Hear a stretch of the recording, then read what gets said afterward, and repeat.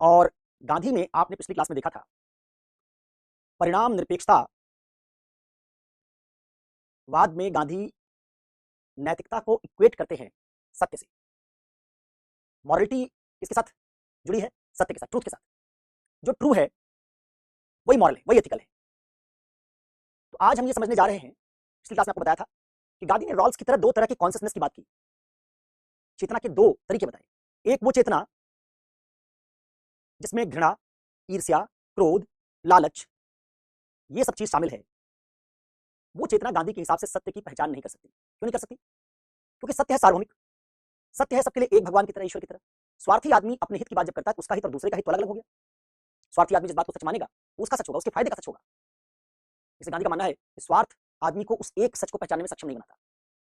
क्रोध में आदमी दूसरे के पर्सपेक्टिव को नहीं समझता, इसलिए वहां भी वो एक सच की तरफ नहीं जाता। तो गांधी का मानना है कि सच को वही पहचान सकता है जिसमें क्रोध की जगह प्रेम है, हिंसा की जगह अहिंसा है, स्वार्थ की जगह परार्थ है। अगर आप अपने स्वार्थ तक सीमित हो गए, आप में क्रोध है, तो आप सबके सच को नहीं समझ सकते। आज इसी से हम लोग बातचीत आगे बढ़ाएंगे। पिछली क्लास में सच की विशेषता, सत्य की विशेषता देखा था, और उसी से हम आज बात आगे बढ़ाएंगे और देखेंगे कि कैसे गांधी ने सत्य की पहचान करने वाली चेतना और सत्य में बाधक चेतना को कैसे समझाया है। गांधी का मानना है, पिछली क्लास में आपको बताया भी था, गांधी का मानना है कि पश्चिम में लोग सत्य पहचान सकते हैं, लेकिन सत्य पहचानना जरूरी नहीं है। गांधी के हिसाब से, गांधी के हिसाब से सत्य को पहचानने के बाद सत्य के अनुसार काम करना भी जरूरी है। और उनके हिसाब से जो लोग सत्य को अपनी चेतना में महसूस नहीं करते, वो सच जान सकते लेकिन सच के अनुसार काम नहीं करेंगे। आपको उदाहरण भी दिया था कि आप में से बहुत सारे लोग, अब आपसे पूछा जाए कि इंटरव्यू देने जाओगे, कोई घायल हो जाएगा तो क्या करोगे? कांत का सूत्र लगा के बता दोगे, उस आदमी की जान बचाएंगे। यदि तुम अब जान गए हो कि क्या करना चाहिए, लेकिन तुम इंटरव्यू देने वास्तव में जा रहे होगे और तुमको चुनना पड़ेगा कि इंटरव्यू दोगे या जान बचाओगे, तो तुम इंटरव्यू दोगे, जान नहीं बचाओगे। सर तुम जानते हो जान बचाना चाहिए लेकिन करोगे नहीं। गांधी मानते थे नैतिकता ऐसे नहीं चलेगी। जब तक कथनी और करनी में अंतर खत्म नहीं होगा तब तक नैतिकता का कोई फायदा नहीं। इसलिए गांधी ने कहा कि ना सिर्फ सत्य को जानना जरूरी है, बल्कि सत्य जानने के साथ उसके अनुसार आचरण करना भी जरूरी है। अब आइए इसी बात से आगे बढ़ते हैं और समझने की कोशिश करते हैं कि कैसे गांधी ने सत्य की बाधक और सत्य में सहायक दो चेतनाओं को कैसे विभाजित किया है।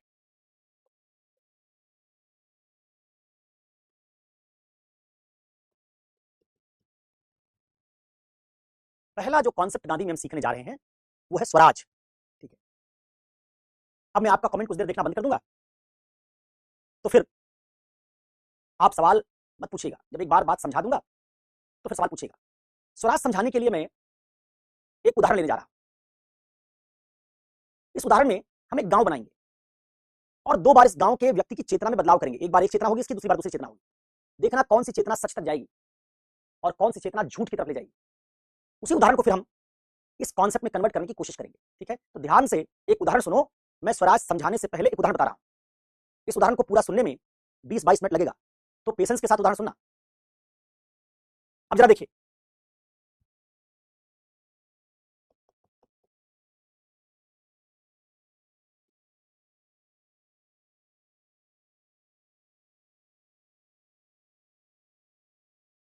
गांव है, उस गांव में किसान है। जैसे हमने रॉल्स समझने के लिए केक वाला एग्जांपल लिया था, केक काटना है और बांटना है। दो बार केक कटवाया था, एक बार कटवाया था और जिसने काटा था उसी से बंटवाया था, और उसको पता था कि किसको किसको किसके साथ हमारा हित जुड़ा हुआ है। इसलिए गर्लफ्रेंड के साथ हित जुड़ा था तो गर्लफ्रेंड को केक का बड़ा हिस्सा दे दिया। माता जी के साथ हित जुड़ा था, माता जी को केक का बड़ा हिस्सा दे दिया। जिगरी दोस्त के साथ, वो वाला दोस्त जिसने तुम्हारी गलतियों को माफ किया था, उस दोस्त के साथ हित जुड़ा था, उसको बड़ा हिस्सा दे दिया। पड़ोसी और दुश्मन को कुछ दिया ही नहीं। फिर उसी केक को दोबारा कटवाया था। इस बार कहा था केक काटोगे तो तुम, लेकिन बांटेगा कोई और जैसे आपने उसके ऊपर अज्ञानता का आवरण डाल दिया कि कोई और केक बांटेगा, वो कोई भी हो सकता है, वैसे आपने देखा था कि उसका पूरा नजरिया केक काटने वाले का बदल गया। अब उसने केक 3 भाग में नहीं काटा, उसने केक को 5 भाग में काटा। जितने लोग थे उतने भाग में काटा था। उससे हमने रॉल्स में समझने की कोशिश की थी कि पहली बार केक काटने वाली चेतना एम्बेडेड सेल्फ थी, उसमें हितों का, स्वार्थ का भार समाया हुआ था। और दूसरी बार जब मुझे पता नहीं था कि कौन केक बांटेगा, तो मैंने केक को इस तरीके से काटा था चाहे जिसको बांटना हो, चाहे जिसका नाम निकल आए, केक काटो ही ऐसा कि भेदभाव ना हो पाए। जैसे रॉल्स में उदाहरण लिया था केक का, वैसे गांधी उदाहरण लेने जा रहे हैं एक गांव और एक किसान का। गांधी कहते हैं कि गांव है, इसका किसान है। मान लो ये किसान, मान ले कि अच्छी जिंदगी, अच्छा जीवन, गुड लाइफ, आदमी अच्छी जिंदगी जीना चाहता है। मान ले कि अच्छा जीवन वो है जिसमें सुख ज्यादा होगा। क्या ज्यादा होगा? सुख ज्यादा होगा।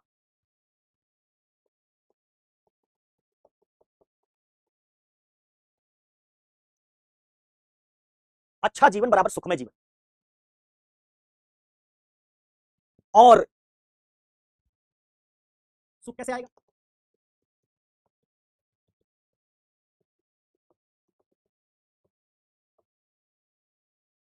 सुख मिलेगा इच्छाओं की पूर्ति से। तो सवाल उठेगा क्या चाहिए, यहां मैं लिख रहा हूं,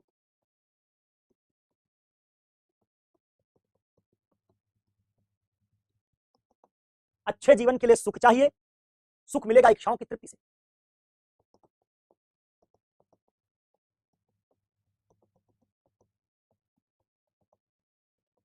और इच्छाएं पूरी होंगी उपभोग से।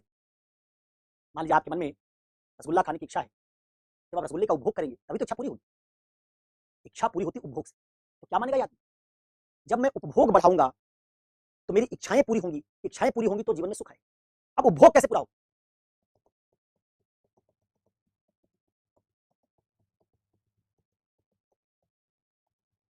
उपभोग के लिए चाहिए, उपभोग के लिए चाहिए ज्यादा वस्तुएं।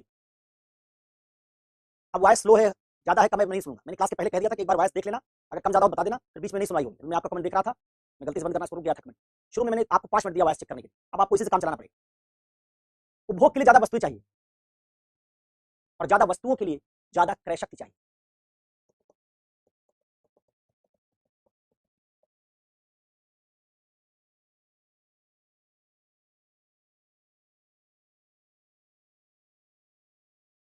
ज्यादा वस्तुएं मिलेंगी ज्यादा क्रय शक्ति से। अब जरा उल्टा देखो इसको फिर से, क्रय शक्ति ज्यादा होगी, खरीदने की ताकत ज्यादा होगी। क्रय शक्ति मतलब खरीदने की ताकत, खरीदने की ताकत ज्यादा होगी तो मैं ज्यादा वस्तुएं जुटाऊंगा। ज्यादा वस्तुएं होंगी तो ज्यादा उपभोग होगा, ज्यादा उपभोग होगा तो ज्यादा इच्छाएं पूरी होंगी, और ज्यादा इच्छाएं पूरी होंगी तो ज्यादा सुख होगा। एक बार अगर ये किसान इस बात से कन्विंस्ड हो गया कि अच्छा जीवन सुख वाला जीवन है, और सुख के लिए ज्यादा उपभोग, ज्यादा उपभोग के लिए ज्यादा वस्तु, और ज्यादा वस्तु के लिए ज्यादा क्रय शक्ति, तो बताओ ये किसान खेती करेगा जरूरत पूरी करने के लिए या क्रय शक्ति बढ़ाने के लिए? जरूरत पूरी करने का मतलब रोटी कपड़ा मकान। लेकिन अगर इस किसान ने मान लिया अच्छा जीवन ज्यादा वस्तुओं से बनता है, ज्यादा इच्छाओं की पूर्ति से बनता है, तो खेती किस लिए करेगा, जरूरत पूरी करने के लिए या खेती से क्रय शक्ति बढ़ाने के लिए?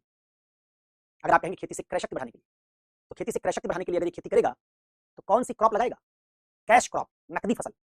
ऐसी फसल लगाएगा जिसका बाजार में मूल्य ज्यादा हो, जिसको बेच के कमाई अपनी बढ़ा सके। ध्यान समझना बात।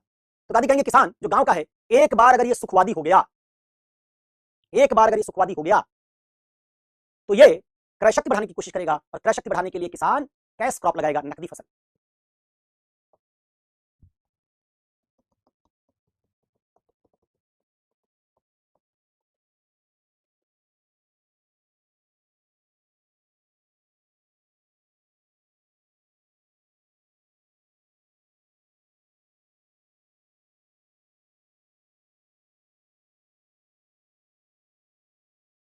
ज्यादा क्रय शक्ति चाहिए इस किसान को, क्योंकि इसने मान लिया अच्छा जीवन बराबर ज्यादा सुख। इसलिए क्या करेगा ये,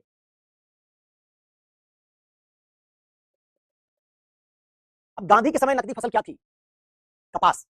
क्योंकि अंग्रेज भारत आए थे और इंडस्ट्रियल रेवोल्यूशन के बाद उनकी जो मशीन थी उससे वो कपड़े बना रहे थे। मैनचेस्टर लिवरपूल का नाम तुमने सुना होगा। यहाँ अंग्रेजों की कपड़ा बनाने की बहुत बड़ी इंडस्ट्री थी, उनकी मिल थी, उनकी फैक्ट्रियां थी। तो ये किसान क्या कर रहा है, अब उपजाएगा कपास, क्योंकि कपास को खाएगा नहीं, कपास को बाजार में बेच के ज्यादा पैसा कमाना चाहेगा, और ज्यादा पैसा कमाने से वो क्या चाहेगा, ज्यादा वस्तुएं खरीद सके। इसलिए किसान ने लगाना शुरू किया कपास। अब जरा देखना कैसे मामला आगे बढ़ेगा, और हम यहां से पहुंचेंगे झूठ तक। और गांधी दिखाएंगे कि जो सुखवादी आइडिया है, जैसे रॉल्स में दिखाया था ना कि चेतना भारयुक्त होती है तो न्याय नहीं रह जाती, वैसे यहां दिखाएंगे सुखवादी चेतना आपको सत्य तक नहीं ले जाएगी। जरा देखो क्या बनेगा आगे, समझना ध्यान से। ये किसान उपजाएगा कपास, जब कपास उपजाएगा तो क्या चाहेगा,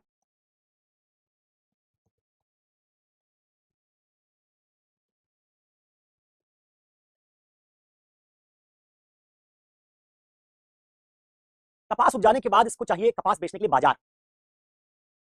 ठीक है, कपास उपजा दिया, बाजार में बेचेगा। इसके गांव में उसी बाजार से व्यापारी आएगा जो इस कपास को खरीदने के लिए उसके गांव आया है। बताओ व्यापारी क्या कमाना चाहेगा? जो अच्छे जीवन का आइडिया किसान का है वही अच्छे जीवन का आइडिया व्यापारी का भी है। व्यापारी भी ज्यादा सुख चाहता है, ज्यादा सुख के लिए व्यापारी को अपनी क्रय शक्ति बढ़ानी है। तो जरा सोचो कि अगर व्यापारी जो किसान का कपास खरीदने आया है, अगर किसान को उसके कपास का उचित मूल्य देगा तो व्यापारी का लाभ ज्यादा होगा, व्यापारी की क्रय शक्ति बढ़ेगी? नहीं।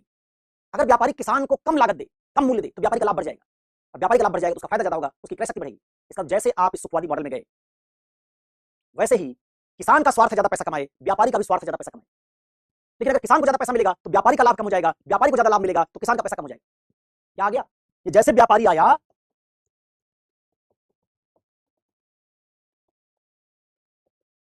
अपने साथ हितों का टकराव लाया। हितों का टकराव। व्यापारी का हित है कि वो लाभ ज्यादा कमाए, किसान का हित है वो ज्यादा लाभ कमाए, दोनों एक साथ लाभ ज्यादा नहीं कमा सकते। तो गांधी कहेंगे क्या होगा? अब ये व्यापारी लाभ कमाने के लिए इस किसान से झूठ बोलेगा। क्या करेगा? इस किसान से झूठ बोलेगा और कहेगा, क्योंकि व्यापारी क्या है?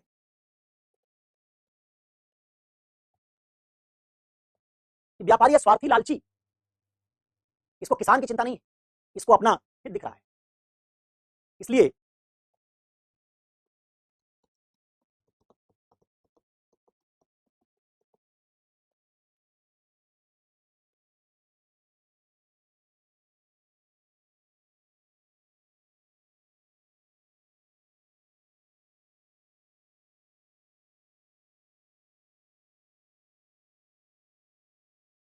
ये किसान से झूठ बोलेगा, किसान को उसकी फसल का उचित मूल्य नहीं देना चाहेगा, उसके साथ धोखाधड़ी करेगा।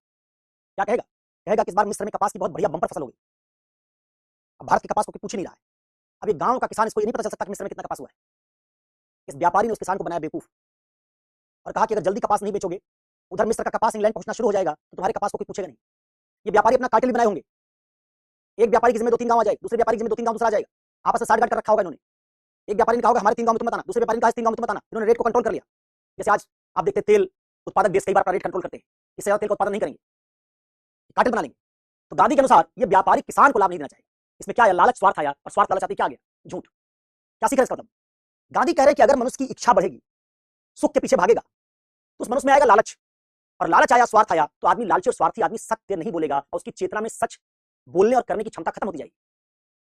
आप अगर आदमी को यह समझा दोगे कि जिंदगी में खूब सुख पाना है, तो ये व्यापारी लाभ कमाने के लिए झूठ बोलेगा, लालच करेगा। आईएएस बनने के बाद आप भी इसी लालच के कारण सच नहीं बोलेंगे। आईएएस बनने के बाद आप भी घूस कमाने के लिए, लालची स्वार्थी होने के लिए आप भी सच का साथ छोड़ देंगे। तो गांधी का कहना है कि अगर आप सुखवादी हो गए और इच्छाओं के पीछे भागना शुरू किया, तो इच्छाएं आपकी सीमित नहीं है, उससे आपकी चेतना बदलने लगी। अब जरा देखो आगे बढ़ाते इस कहानी को, यही तक झूठ नहीं रुकेगा। अब ये जो व्यापारी है,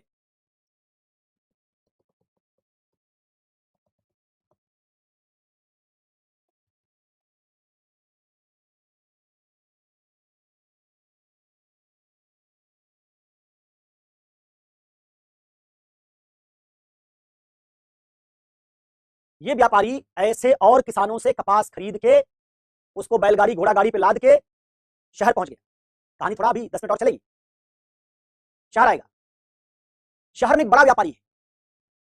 ऐसे छोटे छोटे व्यापारी गांव से कपास खरीद के, जो किसानों को धोखा देके झूठ बोल के ज्यादा प्रॉफिट कमाने के लिए अनैतिक बन के उनकी चेतना में नैतिकता नहीं रहेगी, क्योंकि हर आदमी लालची हो गया। लालची आदमी सच बोलना छोड़ देगा।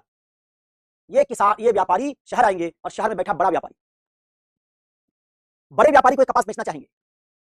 अब बड़े व्यापारी और छोटे व्यापारी का हित टकरा जाएगा। बड़ा व्यापारी अगर इन व्यापारियों को, छोटे व्यापारियों को ज्यादा लाभ देगा, तो बड़े व्यापारी को लाभ ज्यादा नहीं मिलेगा। अगर बड़ा व्यापारी ज्यादा लाभ कमाना चाहेगा, तो छोटे व्यापारियों को ज्यादा लाभ नहीं मिलेगा। तो शहर आए,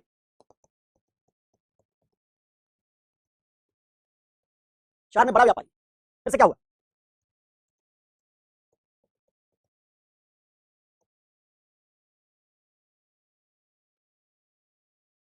इस बड़े व्यापारी और छोटे व्यापारी के हित में क्या होगा? टकराव। बड़े व्यापारी और छोटे व्यापारी के हित में क्या होगा? टकराव। तो बड़ा व्यापारी क्या करेगा? जब हित में टकराव होता है, आपका हित किसी दूसरे के हित से टकराता है और आप समझते हैं कि दूसरे का हित पूरा करेंगे तो मेरा नहीं होगा, मेरा हित पूरा होगा तो दूसरे का नहीं, तो आप क्या करते हैं? झूठ बोलते हैं। ये बात गांधी ने बताई, ये बात कार्ल मार्क्स ने बताई। कार्ल मार्क्स ने भी कहा कि जिस दुनिया में हितों का टकराव बढ़ता जाएगा, वहां लोग झूठ बोलेंगे। आपको मैंने क्लास में पढ़ाया भी है कि हमारे धर्म में जब ब्राह्मणों क्षत्रियों का हित शूद्रों के साथ टकराया, क्या चाहते थे ब्राह्मण क्षत्रिय? कि शूद्र उनकी बराबरी ना कर सके। तो ब्राह्मण क्षत्रियों ने क्या किया? धर्म का सहारा लिया। धर्म का सहारा लेके कहा तुमको भगवान ने शूद्र बनाया है। ऋग्वेद में पुरुष सूक्त जोड़ दिया, दशम मंडल, कहा भगवान ने तुमको अपने पैर से उत्पन्न किया है। शूद्रों को कन्विंस किया कि भगवान तुमको शूद्र बनाता है, हमको ब्राह्मण को क्षत्रिय बनाया है, क्योंकि ब्राह्मणों क्षत्रियों शूद्रों का हित टकरा रहा है। अगर शूद्र समाज में ऊपर आएंगे तो ब्राह्मण क्षत्रियों का प्रभुत्व टूट जाएगा, और ब्राह्मण क्षत्रियों का प्रभुत्व रहेगा तो शूद्र ऊपर नहीं आएंगे। हितों के टकराव में हमारे धर्म में तमाम ऐसी कहानियां गढ़ी गई, जिन कहानियों में बताया गया कि शूद्र ने पिछले जन्म में कोई पाप किया था, उस पाप के कारण शूद्र बन गया। आज हम सब जानते हैं कि धर्म की कहानियां सच्ची नहीं है। धर्म की कहानियां सच्ची नहीं। इस्लाम में कहानी सुनाई गई जन्नत की, कहा कि जन्नत में स्त्रियां दिखती नहीं है, क्योंकि स्त्रियां पर्दा नहीं कर रही, चरित्रवान नहीं है।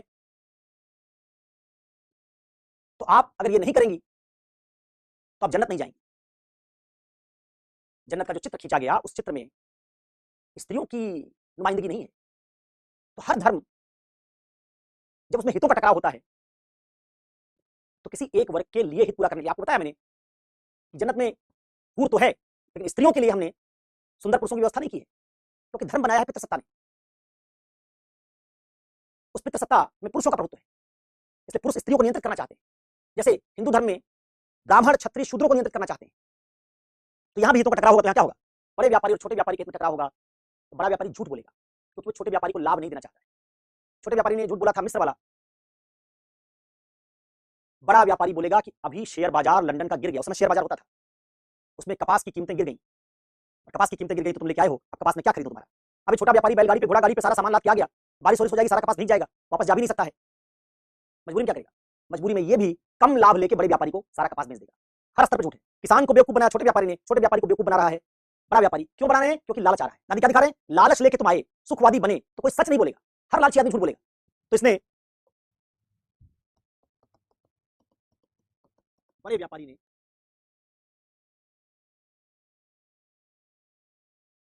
छोटे व्यापारी झूठ, और इस तरीके से इस पूरी सभ्यता में झूठ खड़ा होता जाएगा। अब गांधी कहेंगे कि आदमी जो है, ये बड़ा व्यापारी जो है,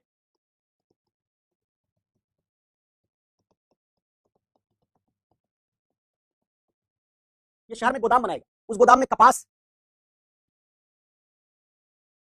रखेगा और कपास की कीमत लगातार बढ़ती जा रही है, सब लोग उसी से प्रॉफिट निकालना चाह रहे हैं। गोदाम में कपास रखने से कीमत और बढ़ जाएगी।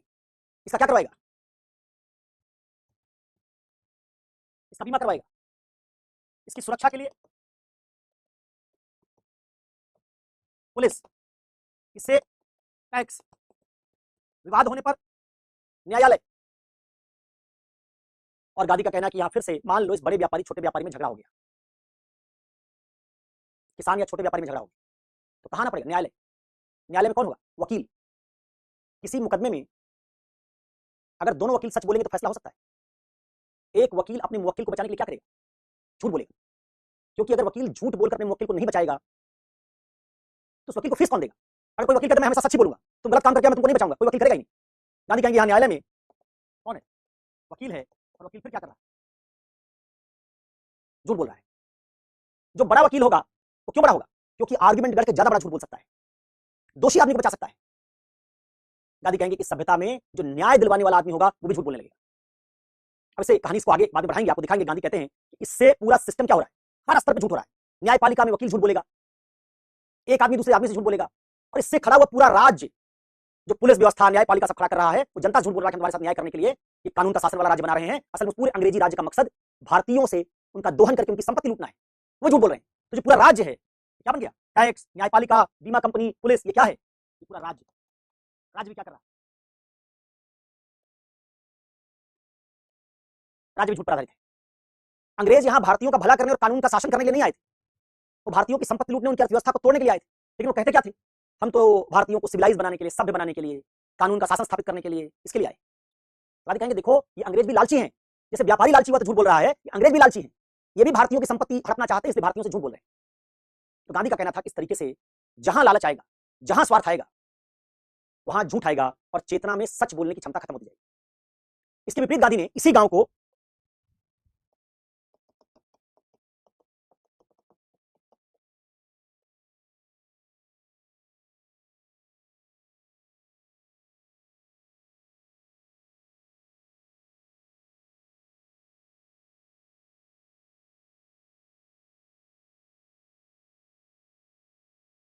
गांधी ने कहा कि इस बार जो किसान है, मान लीजिए इसके अच्छे जीवन का आइडिया बदल दीजिए। जैसे अंग्रेजों के आने से पहले भारत में था, अंग्रेजों के आने से पहले भारत में किसान कैश क्रॉप नहीं लगाते थे, नकदी फसल नहीं लगाते थे।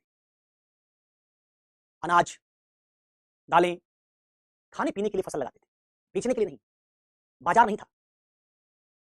तो गांव का ये किसान क्या तब अच्छी जिंदगी नहीं जीता था? गांधी कहेंगे तभी अच्छी जिंदगी मतलब क्या मानता था?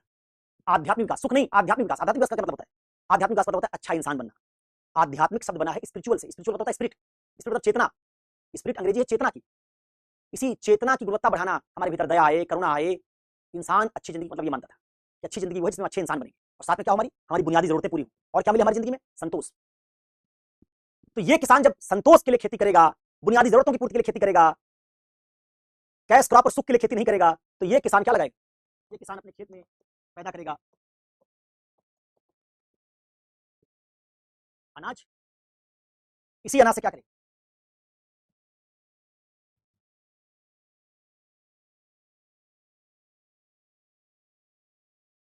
इसी अनाज से खाने की जरूरत पूरी करेगा।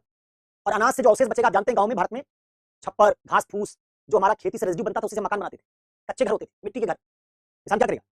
उसी खेती से बचे अवशेष से अपना ईंधन बना लेगा और उसी से घर की छत बना लेगा। क्या मिल गया? रोटी, मकान हो गया। गांधी कहेंगे कि यही किसान अपने खेत के एक हिस्से पे कपास लगा लेगा, बेचने के लिए नहीं। इस कपास से क्या करेगा?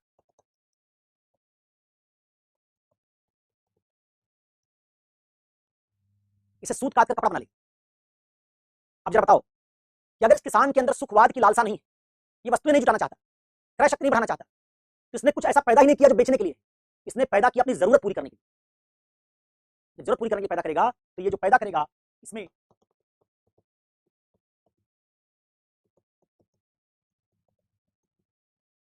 कुछ बेचने के लिए नहीं है। जब बेचने के लिए है ही नहीं तो कोई व्यापारी नहीं आएगा। व्यापारी नहीं आया तो हितों का टकराव नहीं हुआ। हितों का टकराव नहीं हुआ तो धोखा नहीं। धोखा नहीं तो लालच नहीं। धोखा लालच नहीं तो झूठ नहीं। क्या हो गया? यही गांव तक की व्यवस्था रुक गई ना। अगर ये कपास आगे नहीं गया तो शहर नहीं बना, क्योंकि शहर क्यों बना था गांधी के अनुसार? वही कपास इंग्लैंड तक पहुंचाने के लिए रेलवे लाइन चाहिए, उसी के लिए बंदरगाह चाहिए, उसी कपास से टैक्स लेकर अंग्रेज पैसा कमाएंगे। जब ये सब कुछ हुआ ही नहीं तो आगे जो पूरा राज्य खड़ा हुआ था न्यायपालिका वाली खड़ी नहीं। अब जब इस किसान का किसी के साथ हितों का टकराव नहीं, इसकी बुनियादी जरूरत पूरी हो गई, तो ये किसान जिसकी इच्छाएं सीमित हैं, लालच नहीं है, स्वार्थ नहीं है, तो इसमें झूठ भी नहीं। क्यों झूठ बोलेगा ये? इसको किसी को धोखा देना ही नहीं। ना इसको धोखा देना है ना धोखा देने वाला कोई इसको है। तो क्या हो गया? गांधी कहेंगे इसमें क्या गायब हो गया? स्वार्थ, लालच नहीं। स्वार्थ लालच नहीं है तो झूठ नहीं। न्यायपालिका वकील भी नहीं है। गांव में अगर किसी के साथ किसी का किसी से विवाद हो गया तो वकील करने की जरूरत नहीं है। गांव में ही 5 पंच होंगे जिनके सामने मामला जाएगा, कोई फीस नहीं देनी पड़ेगी। वकालत का कोई पैसा नहीं, कोई केस लड़ने वाला नहीं है। एक ही हियरिंग में आपका फैसला हो गया। गांधी कहते हैं इसको ग्राम स्वराज। तो गांधी के अनुसार अगर आप जरूरतों के लिए जिंदगी जिएंगे, इच्छाओं को नियंत्रित कर लेंगे,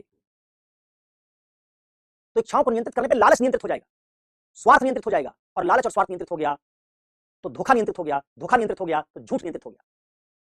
इस किसान को किसी से झूठ बोलने की जरूरत नहीं। व्यापारी व्यापारी आए ही नहीं तो सभ्यता में झूठ आया ही नहीं। अब वो कहानी में आगे बढ़ाता, अगर जो मैंने सुनाई तो पहली वाली कहानी में गांधी से समझाते कि वो जो कपास शहर पहुंचाने गोदाम में रखा गया है, वो गोदाम से कपास पहुंचाया जाता बंदरगाह, रेलवे लाइन पे लाद के, रेलवे पे लाद के बंदरगाह से जाता इंग्लैंड, इंग्लैंड में मैनचेस्टर लिवरपूल में बनता कपड़ा, कपड़ा बन के फिर वापस लौटता भारत। अब भारत उसमें रहता था गांव में। इतनी प्रक्रिया से उसमें तमाम लाभ जुड़ने पर उसी में गोदाम का लाभ है, उसी में गोदाम का कॉस्ट जुड़ गया, उसी बीमा कंपनी का कॉस्ट जुड़ गया, उसी में पुलिसिंग का कॉस्ट जुड़ गया, राज्य का टैक्स जुड़ गया, बंदरगाह से ले जाना कपास का मूल्य जुड़ गया, फिर वापस कपड़ा बन के आना उसका मूल्य जुड़ गया, तो कपड़ा कई गुना महंगा हो गया। उधर जो कपास बेच के किसान थोड़ा सा पैसा रख के इंतजार कर रहा था, इतना महंगा कपड़ा आया वापस लिवरपूल मैनचेस्टर से, सारा कपास बेचने वाला किसान एक जोड़ी कपड़ा मुश्किल खरीद पाया अपने पूरे परिवार के लिए, उसी में सारा पैसा खत्म हो गया। वो किसान सोचेगा कि अगली बार मुझे प्रॉफिट होगा तो सारा लोन वोन जो लिया है कपास लगाने के लिए वो चुका दूंगा, अगली बार स्थिति सुधर जाएगी। उसको क्या पता कि पूरा चक्रीय ऐसा शोषण का बना है, इसमें कभी किसान को लाभ नहीं कमाने दिया जाएगा, बिचौलिए लाभ कमाएंगे, व्यापारी लाभ कमाएगा। परिणाम स्वरूप 2-3 बार कपास लगाने वाला किसान 3 बार के बाद इतना ऋणग्रस्त हो जाएगा, इतना उसके ऊपर ऋण चढ़ जाएगा, कर्जा चढ़ जाएगा कि अपना खेत बेच के मजदूर बन जाएगा। ये तुमने इतिहास पढ़ा होगा तो भारत में ये हो रहा था, किसान मजदूर बन रहे थे। गांधी ने कहा कि पूरा सिस्टम, आप इतना कपास खरीद के हमसे, फिर वो ले गए, फिर वहां से पूरा एक चक्र बनाया, व्यापारी, फिर बड़ा व्यापारी, फिर गोदाम, फिर बंदरगाह, फिर रेलवे लाइन, फिर मैनचेस्टर लिवरपूल की कंपनी, वहां उनको चलाने के लिए बेगार श्रमिक आप एशिया अफ्रीका से पकड़ के ले जा रहे हैं, उनका दोहन शोषण कर रहे हैं, फिर उनसे बनवा के कपड़ा वापस इंडिया ले आ रहे हैं और फिर इंडिया में किसान खरीद रहा है। अरे भाई, इतना लंबा चौड़ा चक्कर चलाने की क्या जरूरत है? इसमें इतना झूठ, इतना फरेब, इतना शोषण, इतना अन्याय आपने सब भर दिया। हर आदमी लालची स्वार्थी हो गया। उसके बजाय ये किसान अपने खेत के छोटे से कपास उपजा लेता, बाकी पे अनाज उग जाता, और जो कपास उग जाता उसी कपास से उसके घर के सारे सदस्य चरखा लेते, सूत काट लेते और उसे 2-2 जोड़ी कपड़ा पहले बना लेते। अपने खेत के कपास से कपड़ा बनाया है, इसमें कोई पैसा देने की जरूरत नहीं, इसके बाजार के मूल्य से कोई मतलब नहीं। सबके लिए घर के पास 2-2 जोड़ी कपड़े आ जाते, खाने के लिए अनाज हो गया, ईंधन हो गया, हमारी जरूरत पूरी हो गई। अब चाहे लंदन का शेयर बाजार गिरे, चाहे मिस्र में कपास ज्यादा पैदा हो जाए, हमसे क्या लेना है? तो गांधी कहना कि इसमें किसान को जमीन नहीं बेचनी पड़ेगी, ऋण नहीं लेना पड़ेगा, क्योंकि कैश क्रॉप नहीं लगा रहा है, उसी बीज से वो अपने खेत में बीज, उसी बीज से अनाज पैदा कर रहा है, अनाज से फिर बीज निकाल रहा है और एक फसल चक्र उसने बना लिया है, उससे थोड़ा ज्यादा प्रोडक्शन कर लेगा तो किसी बार फसल फेल हुई तो उसके पास जो सरप्लस होगा उससे उसकी खाने पीने की जरूरत है पूरी हो जाएगी। तो गांधी का कहना है कि जो हमारी दुनिया है, जब से इसमें मनुष्य सुखवादी बना, उसमें उपभोग की लालसा बढ़ी, उसमें लालच स्वार्थ आया, तब से मनुष्य में सत्य की जगह झूठ ने ले ली। अब इस पूरी जो स्टोरी है, जो मैंने 2 उदाहरण समझाई, उससे गांधी अच्छे जीवन का 2 आइडिया बता रहे हैं। एक आइडिया में अच्छे जीवन का मतलब आप क्या मानेंगे? अच्छे जीवन का मतलब आप मानेंगे बुनियादी जरूरत पूरी करना, अपनी सारी बुनियादी जरूरत पूरी करना, अपने चेतना की अच्छाई को बचाकर रखना, अपनी मानवीयता को बचाकर रखना, समुदाय के साथ जीवन जीना और संतुष्ट रहना, संतोष करना। कहते हैं ना संतोषम परमम सुखम, एक अच्छा जीवन ये है। दूसरा अच्छा जीवन वो है जिसमें सुख लेने के लिए जाना, सुख लेने के लिए उपभोग करने की तरफ जाना, उपभोग के लिए वस्तु जुटाना, वस्तु जुटाने के लिए क्रय शक्ति बढ़ाना और क्रय शक्ति बढ़ाने के लिए धोखा, लालच, झूठ, इन सब की तरफ जाना।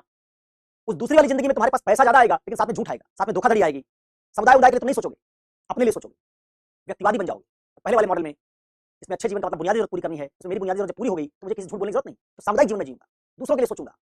तो ये जो दो मॉडल है, इससे गांधी ने कहा कि पश्चिम में जब से बाजारवाद आया, उपभोक्तावाद आया, पूंजीवाद आया, सुखवाद आया, उसने नैतिकता में हमारी सच बोलने की क्षमता को खत्म कर दिया। अगर इसके बजाय हम भारत के पुराने मॉडल ग्रामीण अर्थव्यवस्था, अपनी जरूरतों को सीमित करने की तरफ जाएं, तो ये नेचर फ्रेंडली आइडिया होगा, ये नेचर फ्रेंडली आइडिया होगा। इसमें सब चूंकि सीमित जरूरतें अपनी रखेंगे, तो प्रकृति के पास कितने संसाधन है? प्रकृति के पास संसाधन सीमित है क्या? सीमित। सीमित, तुम्हारी जरूरतें भी क्या होंगी? सीमित। तो सीमित संसाधन से, प्रकृति के सीमित संसाधन से सभी मनुष्यों की सीमित जरूरतें पूरी हो जाएंगी, इससे समानता आएगी। लेकिन अगर तुम पूंजीवाद में जाओगे, विकास होगा, साइंस आएगा, तकनीक आएगी, इंडस्ट्री आएगी, लेकिन मनुष्य का लालच बढ़ेगा।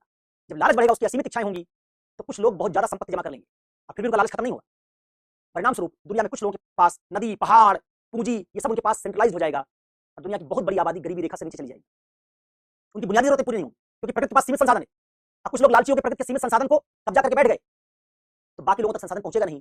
इससे दुनिया में गरीबी, भुखमरी, बदहाली, शोषण आएगा और साथ में क्या आएगा? पर्यावरणीय असंतुलन। तो गांधी ने कहा जिसको पूंजीवाद तुमको विकास कहकर बताता है इंडस्ट्रियल रिवॉल्यूशन के बाद, वो विकास नहीं है, वो विनाश है। गांधी का कहना था जब धरती नहीं रहेगी, पानी नहीं बचेगा, नदी नहीं बचेगी, पहाड़ नहीं बचेगा, तो कौन सा विकास करोगे?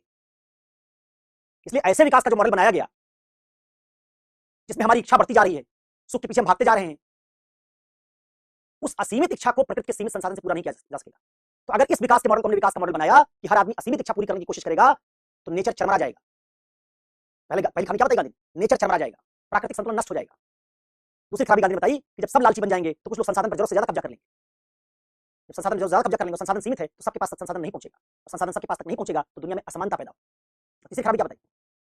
असमानता पैदा होगी। एक खराबी पर्यावरणीय संतुलन नष्ट होगा, दूसरी खराबी और तीसरी खराबी ये लालची आदमी जो इच्छाओं के पीछे भागते भागते विकास के नाम पर लालची बन जाएगा, स्वार्थी बन जाएगा, व्यक्तिवादी बन जाएगा, ये हिंसक बन जाएगा, ये झूठ बोलेगा, धोखाधड़ी करेगा, तो हमारी दुनिया से मानवीयता, संवेदनशीलता ये गायब होती जाएगी। उसकी जगह झूठ, फरेब, धोखाधड़ी, हिंसा ये सब आ जाएगी। तो गांधी का कहना दो मॉडल है आपके पास, या तो साइंस ले लीजिए, विकास ले लीजिए और तैयार रहिए कि एक दिन धरती भी नष्ट हो सकती है। आपके पास दो चार धरती होती, एक नष्ट कर देंगे, दूसरे पे चले जाएंगे, तो ठीक है, गांधी कहते हैं बढ़िया है। आपके पास असीमित संसाधन होते, प्रकृति के पास खूब लालची बनिए, कोई दिक्कत नहीं। लेकिन अगर प्रकृति के पास संसाधन सीमित है, तो तुम्हारा लालच एक दिन पूरे प्रकृति का दोहन करने में पूरा नहीं होगा। गांधी कहते हैं लालच का कोई अंत नहीं है। अब पूंजीवाद खड़ा इस पर है, बाजारवाद खड़ा इस पर है। बाजार मानता है कि ग्रोथ तभी होगा जब लोग ज्यादा उपभोग करेंगे, ज्यादा डिमांड होगी, सप्लाई ज्यादा होगी तो ग्रोथ ज्यादा होगी। इसलिए बाजार तो टिका ही है लालच बढ़ाने पर, क्योंकि बिना लालच बढ़ाए आप ज्यादा डिमांड नहीं करेंगे, डिमांड ज्यादा नहीं करेंगे, सप्लाई ज्यादा नहीं होगी, सप्लाई ज्यादा नहीं होगी, ग्रोथ नहीं होगी। इसलिए मार्केट चाहता है कि मनुष्य के लालच को लगातार बढ़ाया जाए। एक थिंकर नाम तुमने सुना होगा, एडम स्मिथ, बाजारवाद पूंजीवाद के जन्मदाता लोगों में से। उसने किताब लिखी थी, क्या लिखा था? ग्रीड इज गुड, लालच अच्छा है, क्योंकि कहता जिस दिन मनुष्य का लालच खत्म हो जाएगा उस दिन ग्रोथ खत्म हो जाएगी। तो गांधी ने कहा कि बाजारवाद ने तो तय ही किया कि मनुष्य को लालची बनाना है। लालची मनुष्य ज्यादा उपभोग करेगा, लेकिन जब ये उपभोग ज्यादा करेगा तो ये उपभोक्तावादी मनुष्य लालची होने पर असंवेदनशील भी होगा। फिर आप आईएएस से मत सोचिएगा कि आईएएस बनने के बाद सेवा करेगा। जो आईएएस में लोग जा रहे हैं वो भी लालची हो चुके हैं, तो आईएएस बन के क्या कर रहे हैं? वो भी आईएएस बन के उपभोग अपना बढ़ाना चाहते हैं, पैसा कमाना चाहते हैं, और पैसा कमाने के कारण में मानवीयता खत्म हो रही है। तो आईएएस अधिकारी जो सेवा करने के लिए जा रहे हैं, मेवा खा रहे हैं, घूसखोरी कर रहे हैं। ये बात गांधी ने बहुत पहले कह दी थी। अब अगर ये बात समझ पाए तो समझना, गांधी जिस विकास को तुम विकास कहते हो विकास नहीं है। ये इंडस्ट्रियल रिवॉल्यूशन के बाद पश्चिमी मुल्कों ने अपने बाजारवाद और पूंजीवाद को चलाने के लिए आइडिया गढ़ा है।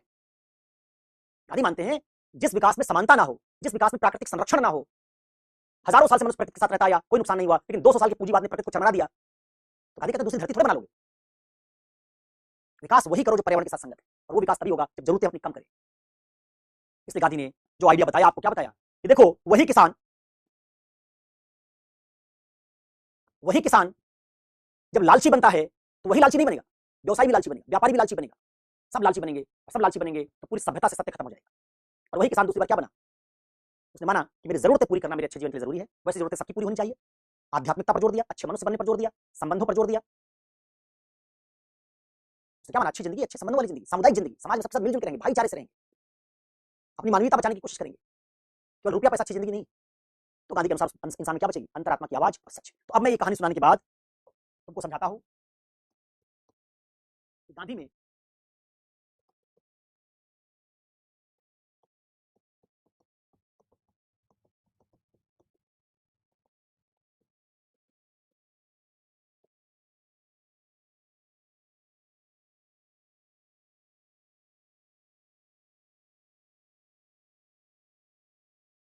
एक आइडिया है कि सत्य तक ये नहीं जाएगा।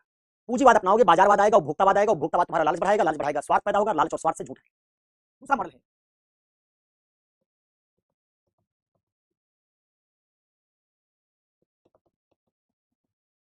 ये वाला है सुखवाद। दूसरा है, दूसरा मॉडल कहां से होता है? इच्छाओं को कम करने से। पहला वाला मॉडल सुखवादी इच्छा क्या करना चाहता है? बढ़ाना चाहता है। ये इच्छाओं पर नियंत्रण। इच्छाओं पर नियंत्रण से क्या आएगा? गांधी ने कहा अपरिग्रह। अपरिग्रह मतलब समझते हो? अपरिग्रह मतलब होता है जितनी जरूरत हो उतना लेना। अगर मेरी इच्छाएं कम हो गई तो मुझे ज्यादा चाहिए ही नहीं, मेरी जरूरतें क्या होगी? सीमित।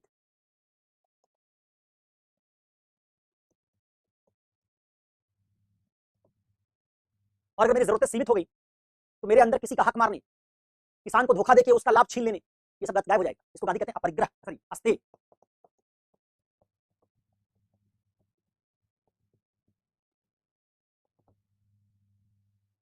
एक आदमी जो इच्छाओं पर नियंत्रण करेगा वो जितनी जरूरत होगी उतना लेगा। जब वो जितनी जरूरत होगी उतना लेगा, उसकी जरूरतें सीमित हो गई तो वो चोरी नहीं करेगा, धोखा नहीं देगा। और जब ये नहीं करेगा तो उसका किसी से झगड़ा नहीं होगा। क्या बन जाएगा वो? कि मुझे चोरी करना नहीं, झूठ बोलना नहीं, किसी का छीनना नहीं, तो मेरे अंदर क्या पैदा होगा? मेरे अंदर पैदा होगी अहिंसा। मेरा संघर्ष नहीं होगा, और संघर्ष नहीं होगा, चोरी मुझे करना नहीं, तो मेरे अंदर से क्या गायब हो गया? इन दोनों से मेरे अंदर से गायब हो गया क्या? लालच और स्वार्थ समाप्त। इससे हिंसा समाप्त। जब मैं लालची रहा नहीं, स्वार्थी रहा नहीं, किसी से मेरा झगड़ा है नहीं, तो मैं झूठ क्यों बोलूंगा? इसी से क्या है? सत्य। इसी इच्छा नियंत्रण को गांधी ने क्या नाम दिया है? इसी गांधी ने नाम दिया स्वराज। तो गांधी के अनुसार सत्य तक पहुंचाने के लिए स्वराज जरूरी। स्वराज से चलोगे कहां पहुंचोगे? सत्य तक। और इधर सुखवाद से चलोगे तो कहां पहुंचोगे? लालच स्वार्थ और कहां तक? झूठ तक। तो गांधी का कहना है दोनों के अपने स्ट्रेंथ है। इधर जाओगे सुखवाद में, साइंस ज्यादा आएगा, डेवलपमेंट ज्यादा होगा, मशीन ज्यादा आएगी, विकास ज्यादा होगा, लेकिन इसके लिए तैयार रहो कि इंसान की इंसानियत खत्म हो जाएगी। इंसान लालची स्वार्थी होगा, हिंसक होगा। चीन और अमेरिका टकराएंगे लालच के कारण। दुनिया में युद्ध ज्यादा होंगे। लालची आदमी जमीन के लिए पट्टीदार बन के झगड़ा करेगा, गांव गांव झगड़ा होगा लालच से। और दूसरी तरफ ये वाला आदमी जो स्वराजी इच्छाओं पर नियंत्रण कर लिया, इसकी जरूरतें सीमित हो जाएंगी, तो विकास तो नहीं होगा उस तरह का विकास, लेकिन इंसान की इंसानियत बची रहेगी, संवेदनशीलता बची रहेगी। और इससे क्या आएगा? सत्य। तो एक है सुखवादी नैतिकता, जो किससे जुड़ी है? पूंजीवाद से, बाजारवाद से, इच्छाओं की पूर्ति से, इच्छाएं बढ़ाने से। गांधी कहते हैं उस पर चलोगे झूठ आना तय है। और दूसरी नैतिकता कौन सी है? गांधी के अनुसार स्वराज की। और गांधी मानते भारत में यही था। जैनी कहते थे ब्रह्मचर्य, सत्य, अहिंसा, अस्तेय, अपरिग्रह। जैनी यही बात कहते थे। बुद्ध कहते थे इच्छाओं पर नियंत्रण करो। भारत में सारे धर्म लगभग लगभग इच्छाओं पर नियंत्रण की बात करते हैं। सारे दर्शन यही बात करते हैं। गीता क्या कहते हैं? निष्काम कर्म, कामनाएं मत बढ़ाओ। इसी कामना को इच्छा कहते हैं। इच्छा ही कामना। भारत में माना गया था कि आदमी इच्छाओं के पीछे भागेगा, कामनाओं के पीछे भागेगा, नैतिक नहीं रह जाएगा। इसलिए जैनियों ने, बौद्धों ने, वेदांतियों ने, सबने यही कहा, इच्छाओं को सीमित करो। वही बात गांधी ने स्वराज के माध्यम से प्रस्तुत की। स्वराज का मतलब है, स्व का मतलब अपना, राज मतलब शासन। गांधी का मतलब है जिस व्यक्ति में उसकी चेतना जो उसकी अपनी है, वो शरीर पर इच्छाओं पर शासन करती है, वो स्वराजी आदमी। और जिस व्यक्ति में बाहर से बाजार की इच्छाएं शासन कर रही हैं, वो इच्छाओं का शासन है, पूंजीवाद का शासन है, सुख का शासन है, लालच का शासन है, आपका नहीं। तो एक आदमी जो गैर स्वराजी है, बाहर बाजार में नया प्रोडक्ट बना रहा है, आपके मन में उस प्रोडक्ट को यूज करने का, कंज्यूम करने का लालच आ रहा है, और आप उस लालच के कारण पीछे भाग रहे हैं उसके। और दूसरा आदमी वो है, चाहे जितना बाजार में बना दो, हमको खरीदना ही नहीं, हमको चाहिए ही नहीं, क्योंकि हमने अपनी जरूरतें क्या कर ली? सीमित कर ली। ये अंदर से नियंत्रित है। इसी अंदर से नियंत्रित स्वराजी आदमी में गांधी ने कहा संवेदनशीलता होगी, इसी में आएगी अंतरात्मा की आवाज। ये ना सिर्फ सच समझेगा बल्कि सच बोलेगा। जब इसका कोई स्वार्थ नहीं है, इसका कोई लालच नहीं है, इसका कोई हितों का टकराव नहीं, तो इसके पास झूठ बोलने का कोई औचित्य नहीं। लेकिन ये जो आदमी है जो लालची स्वार्थी बन रहा है, जिसका हितों का टकराव हो रहा है, ये झूठ बोलेगा। तो गांधी ने कांट और रॉल्स की तरह केवल केवल नैतिकता को पहचानने की बात नहीं की। गांधी ने कहा नैतिकता कोई जानने की चीज थोड़े, नैतिकता तो करने की चीज है। तो उन्होंने बताया एक आदमी है जो नैतिकता जानता है लेकिन चतुर शैतान बन गया है, धोखेबाज बन गया है, बात बहुत बड़ी बड़ी करता है। जैसे इंग्लैंड के लिए उन्होंने कहा, अंग्रेज कितनी बड़ी बड़ी बात करते हैं, उदारवाद लेके आए, लोकतंत्र लेके आए, दुनिया भर की तमाम चीजें लेके आए, लेकिन उन्हीं अंग्रेजों ने जिन्होंने लोकतंत्र दिया, उन्होंने भारतीयों पर शासन किया। लोकतंत्र का तो सिद्धांत ही है जनता अपनी सरकार चुनेगी। अंग्रेजों ने कब भारतीयों को अपनी सरकार चुनने दी? तो गांधी ने कहा बात तो बड़ी बड़ी करेंगे, उदारवाद की बात करेंगे, लोकतंत्र की बात करेंगे, लेकिन हमारे साथ रंग भेद करेंगे, हमारे पर शासन करेंगे, झूठ बोलेंगे, तो नैतिक नहीं रह जाएंगे। गांधी ने कहा कि अगर साइंस से, तार्किकता से, वैज्ञानिकता से कोई नैतिक बनता होता तो पश्चिम में इंग्लैंड में साइंस पैदा हुआ, औद्योगिक क्रांति हुई, प्रबोधन काल आया, वैज्ञानिकता आई, सेकुलरिज्म आया, लोकतंत्र आया। वही इंग्लैंड दुनिया के 70 मुल्कों को गुलाम क्यों बनाता? इसका वो नैतिकता जानने के लिए आई उनके पास। सेकुलरिज्म जानते थे, लोकतंत्र जानते थे, लेकिन लोकतांत्रिक रह नहीं गए थे। तो इनका पश्चिम में खराबी क्या है? औद्योगिक क्रांति के बाद पश्चिम के लोग लालची हो गए। फ्रेंच कंपनी कहीं जा रही 10 मुल्क को गुलाम बना रही, कहीं डच कंपनी जा रही 50 मुल्क को गुलाम, 20 मुल्क को गुलाम बना रही, कहीं पुर्तगाल की कंपनी जा रही मुल्क गुलाम बना रही, कहीं ईस्ट इंडिया कंपनी जा रही गुलाम बना रही। एक एक कंपनियों ने यूरोप की 50-50, 40-40, 20-20 मुल्कों को गुलाम बना लिया। तो यही यूरोप है जहां साइंस, जहां तरक्की, जहां विकास सब कुछ हो रहा है। यही दुनिया में साम्राज्यवाद अपने स्वाद लेके आ रहे हैं। ठीक है, तो ये बात अगर आप समझते हैं तो गांधी का मानना है कि नैतिकता जानने की चीज नहीं, नैतिकता हमारी चेतना का गुण या लक्षण है, और वो गुण लक्षण पूंजीवाद के साथ संगत नहीं, वो सुखवाद के साथ संगत नहीं।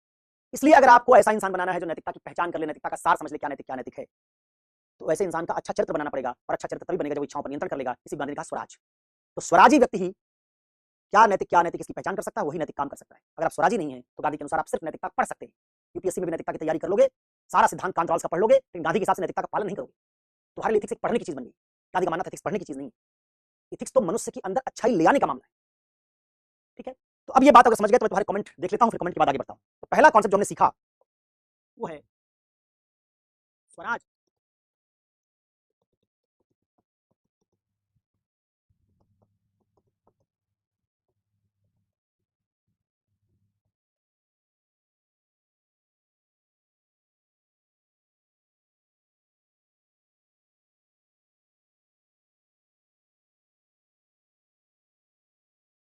ये सीखा,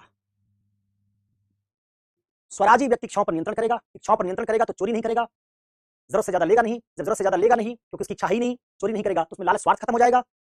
ऐसे व्यक्ति का दूसरे से झगड़ा खत्म हो गया, संघर्ष खत्म। क्या हो गया इधर? जिसमें संघर्ष खत्म दूसरों के साथ, लालच और स्वार्थ खत्म, उस व्यक्ति में क्या आ गया? सत्य।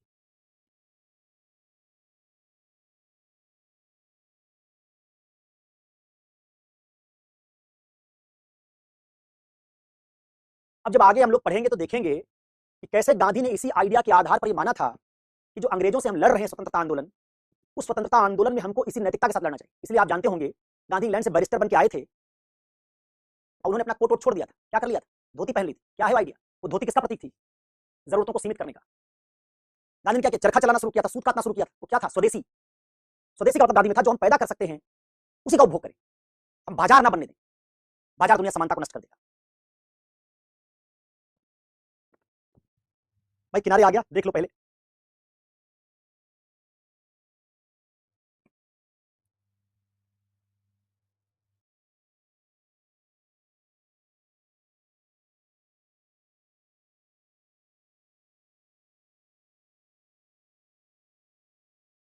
लिख लिए?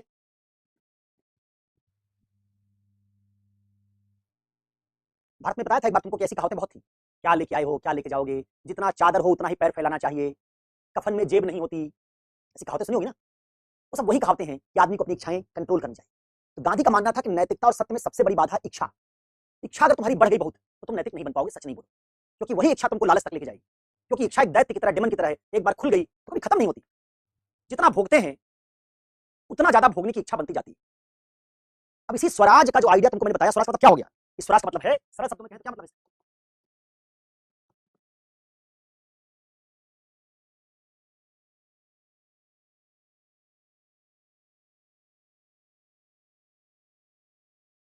आत्मनियंत्रण,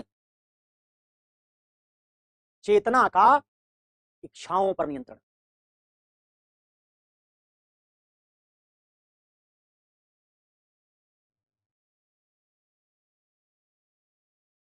ठीक है, इसको गांधी ने कौन सा स्वराज कहा है? इसको इनर स्वराज कहा है। इनर स्वराज, आंतरिक स्वराज कहा है इसको। गांधी स्वराज के दो मायने लेते हैं। एक व्यक्ति का अपने अंदर से बाहर मौजूद इच्छाओं पर नियंत्रण। ठीक है, ये हो गया इनर स्वराज। और दूसरा गांधी में कौन स्वराज था? कई और स्वराज है जो आउटर स्वराज है, बाह्य स्वराज। कौन सा? जैसे स्वावलंबी गांव, आत्मनिर्भर गांव, जो अपनी सारी जरूरतें गांव के अंदर से पूरी करेंगे, उनको बाजार की जरूरत नहीं होगी, वो इकोनॉमिक स्वराज है, आर्थिक स्वराज। गांव अपना नियम खुद बनाएगा, वहीं पंचायत न्याय देगी, ये राजनीतिक स्वराज है।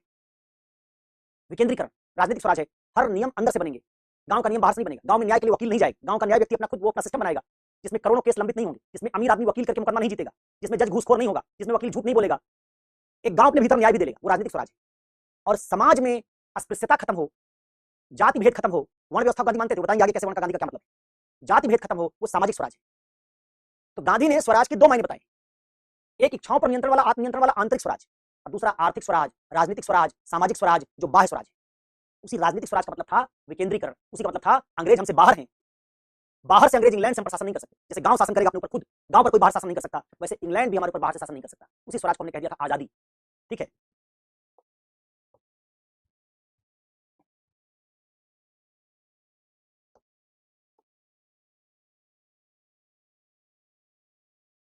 तो ये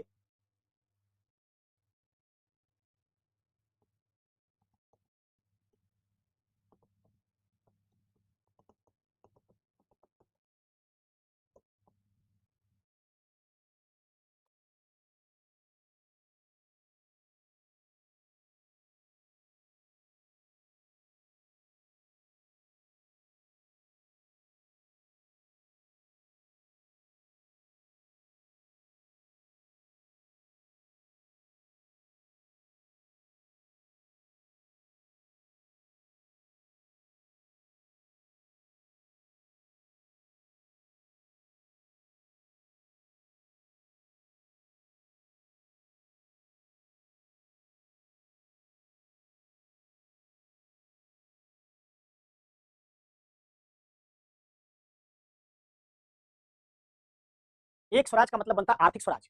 आर्थिक स्वराज का मतलब है ग्राम स्वराज, आत्मनिर्भर ग्राम, गैर पूंजीवादी व्यवस्था, गैर बाजारवादी आर्थिक मॉडल। बाजार बाजार नहीं होगा, गांव अपनी जरूरतों को पूरा करेगा। इसी का एक दूसरा मॉडल, इसी का दूसरा मायने क्या है?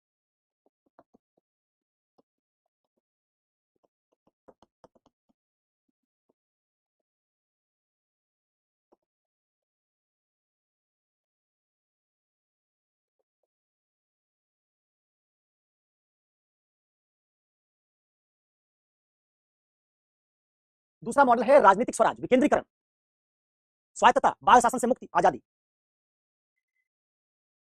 तो जो तुम स्वतंत्रता आंदोलन में पढ़ते हो गांधी कर रहे हैं, वो राजनीतिक स्वराज है।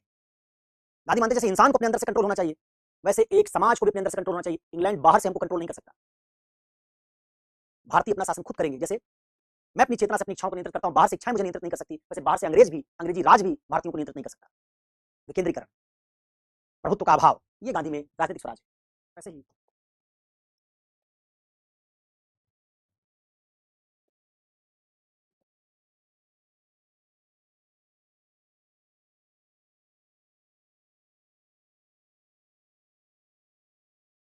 सोशल रिफॉर्म को, इक्वालिटी को, अस्पृश्यता हटाने को, इसको गांधी सामाजिक स्वराज कहते हैं। तो समाज के स्तर पर स्वराज का अलग मायने है, सत्य के स्तर पर स्वराज का अलग मायने है, राजनीति के स्तर पर स्वराज का अलग मायने है, अर्थव्यवस्था के स्तर पर अलग मायने है स्वराज का। इसको अगर आप समझे तो समझते हैं गांधी का कंप्लीट स्वराज है। इसी स्वराजी व्यक्ति में गांधी मानते थे अगर आपको स्वराजी बनाना है आदमी को, तो ऐसा पॉलिटिकल सिस्टम अडॉप्ट करना पड़ेगा। पढ़ाने से आदमी स्वराजी नहीं बनेगा। मैं एथिक्स तुमको पढ़ाऊंगा, गांधी जैसे आदमी को अगर पूछोगे किससे नैतिक बन जाएंगे, क्या ये जो लोग पढ़ रहे हैं, आज पटेल, आकाश पटेल, स्वीट पॉइजन, क्या ये लोग नैतिक बन जाएंगे? गांधी कहते नहीं, नैतिक वैतिक नहीं बनेंगे तो चैट करेंगे, नैतिक वैतिक नहीं बनेंगे। ये इसलिए नैतिक नहीं बनेंगे क्योंकि इनकी कथनी करनी में अंतर रहेगा। ये आप पढ़ा दोगे इनको तो बताना सीख जाएंगे कि नैतिक क्या होता है, लेकिन चूंकि इनके अंदर लालच, इच्छा भरी हुई है, इच्छा कंट्रोल कर ही नहीं पा रहे हैं, तो जब ये आयत बनेंगे तो नैतिकता कॉपी में लिख के आयत बनेंगे, कथनी होगी इनकी, लेकिन चूंकि इनके अंदर लालच, इच्छा गया नहीं है, इसलिए ये करनी में नैतिक नहीं रहेंगे। गांधी मानते थे कि स्वराजी आदमी है जो कथनी भी वही रखेगा, करनी भी वही रखेगा। जिसकी इच्छा नियंत्रित हो गई, लालच नियंत्रित हो गया, स्वार्थ नियंत्रित हो गया, अब उसको किसी से झूठ नहीं बोलना, तो जो कहेगा वही करेगा। और ये वाला आदमी जो चटिया है, यहाँ क्लास भी ठीक से नहीं सुनता, उसकी इच्छा रुकती ही नहीं है, मन होता कितना चैट कर ले, खजाना से क्लास देख के आया हुआ यहाँ दूसरों को डिस्टर्ब कर रहा है, वो आदमी सिर्फ कथनी में नैतिक होगा, करनी में नहीं। ठीक है, तो अब अगर आप ये समझ गए तो आप गांधी का पहला आइडिया, कौन सा आइडिया, स्वराज समझ, स्वराज, व्हाट इज स्वराज, समझ? स्वराज का मतलब आत्मनियंत्रण, स्वराज का मतलब इच्छाओं पर नियंत्रण, स्वराज का मतलब अंदर से बाहर की ओर शासन। अंदर हमारी चेतना, बाहर शरीर है, हमारे चेतना का हमारी इंद्रियों पर, हमारे शरीर पर शासन। जो अंदर से शासन होगा गांधी के अनुसार अच्छा, जो बाहर से होगा बुरा। बाहर से अंग्रेज हमारे पर शासन करेंगे बुरा, हम शासन करेंगे अपना अच्छा। अंदर हमारी चेतना, चेतना से शरीर पर शासन करे अच्छा, शरीर शासन करने लगे चेतना पर बुरा। हर शासन अंदर से होना चाहिए, डिसेंट्रलाइजेशन होना चाहिए। तो ये बात अगर आपको समझ में आई तो आपने गांधी का पहला आइडिया समझ लिया। तारीफ ही तो कर रहा हूं भाई उनकी, कितने बढ़िया विद्यार्थी हैं, खजाना से देख के आते हैं, फिर पूरी क्लास को ज्ञान बांटते हैं। अब वो तो समझ चुके हैं, लेकिन दूसरी क्लास को समझने नहीं देते। कितने बुद्धिमान लोग, अच्छे लोग तो हैं, बुराई थोड़ी कर रहा, उनकी तारीफ कर रहा। तो समझदार लोग क्लास को कैसे भटकाते हैं समझदारी से, मासूम लोगों को बरगलाते हैं, कितने अच्छे।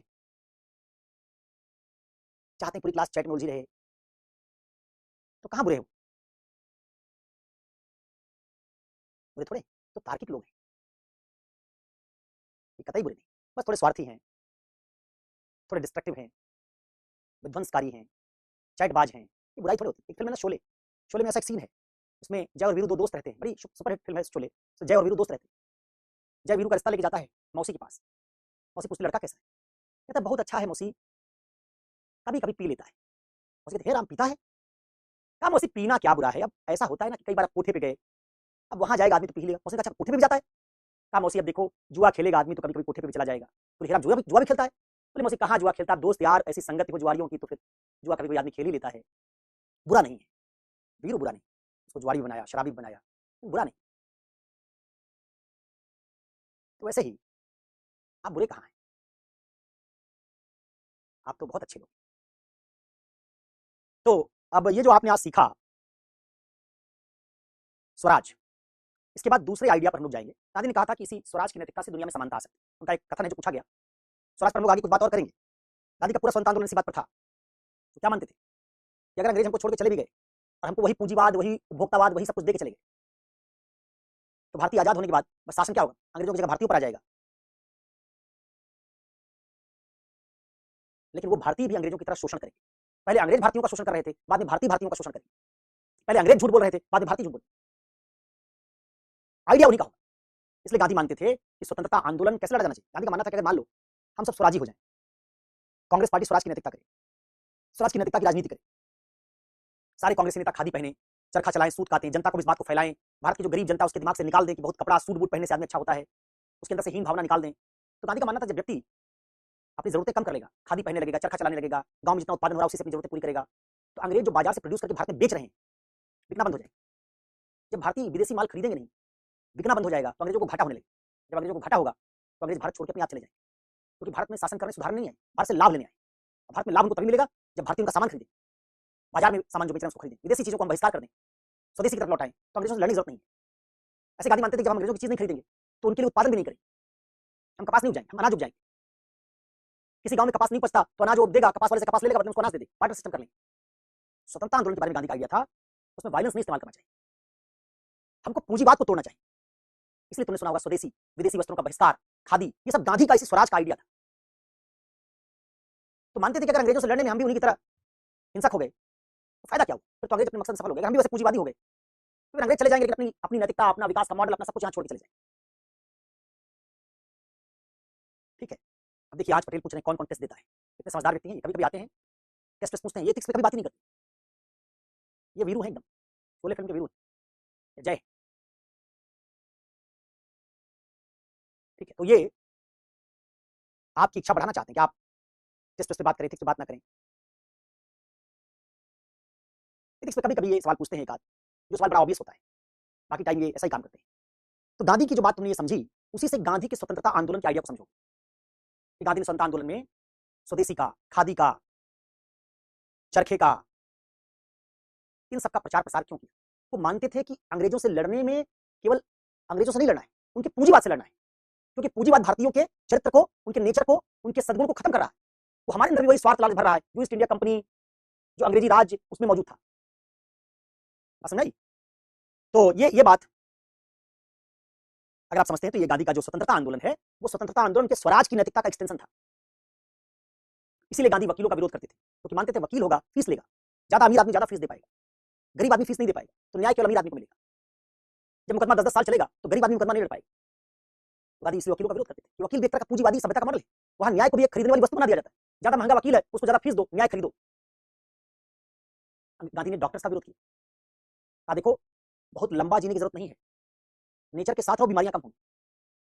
जैसे प्रकृति उसके साथ जीवन अपने जीवन को रखो तो लाइफ स्टाइल डिजीज नहीं होगी, मधुमेह, बीपी, ये सब नहीं होगा।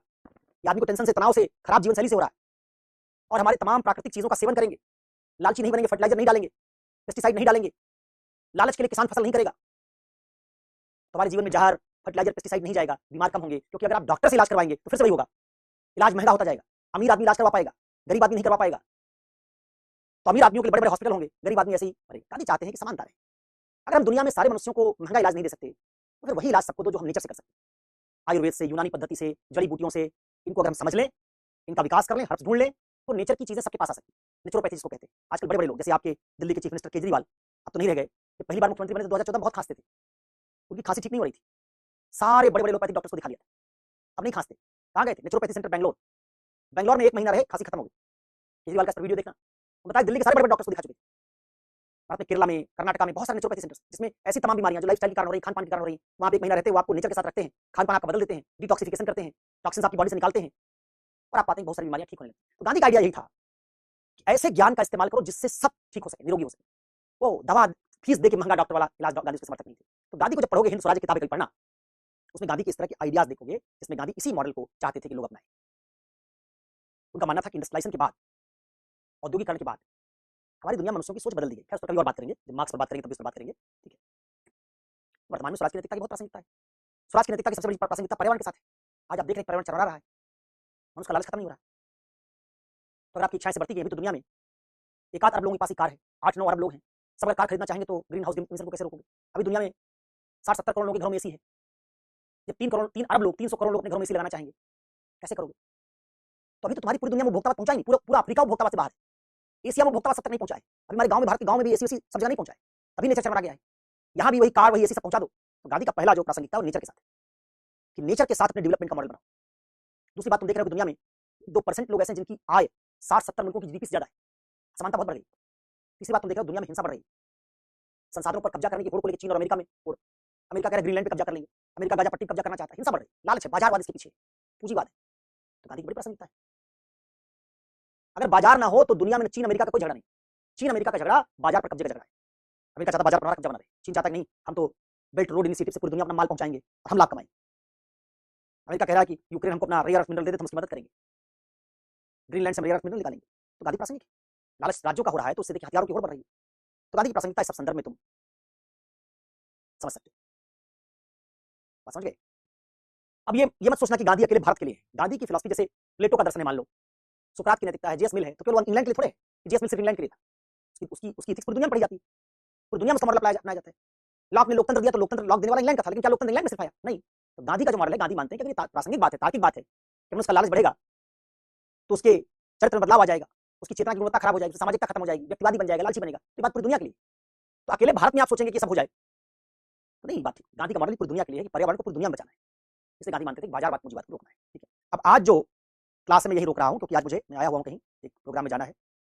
कल आपकी क्लास है 11 बजे से, दिन में, संडे को। कल जो क्लास लूंगा उसमें ज्यादा पढ़ाऊंगा, थोड़ा 15-20 मिनट ज्यादा पढ़ लेंगे। आज 20-25 मिनट कम पढ़ रहे हैं।